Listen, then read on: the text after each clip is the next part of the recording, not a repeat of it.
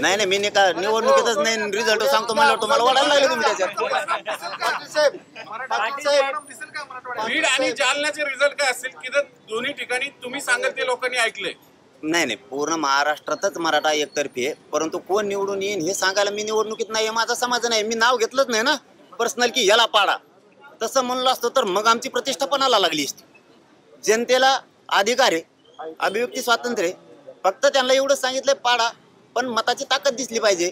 मग आता मी सांगितलं नाही यालाच पाडा, आमची प्रतिष्ठा असण्याचे प्रश्न नाही.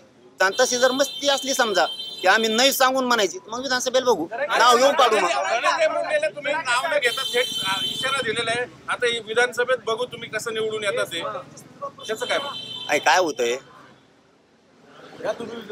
ते पालकत्व त्यांच्याकडे, पालकमंत्री ते शांतता राहिली पाहिजे ही त्यांची जबाबदारी.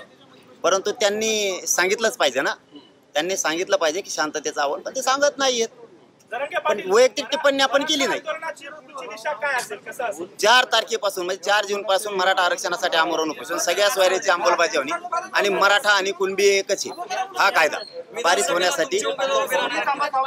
ते जर सगळ्या सोयऱ्याची अंमलबजावणी दिली नाही आणि मराठा आणि कुणबी एकच आहे हे जर नाही मंजूर केलं तर मग मात्र 100% विधानसभेला 288 मध्ये उभा करणार सगळ्या जाती धर्माच्या. धन्यवाद. महाराष्ट्रातील ताज्या बातम्यांसाठी बघत रहा टाइम्स टुडे टीव्ही. सोबतच शेअर करा, सबस्क्राईब करा आणि बेल आयकॉन प्रेस करा.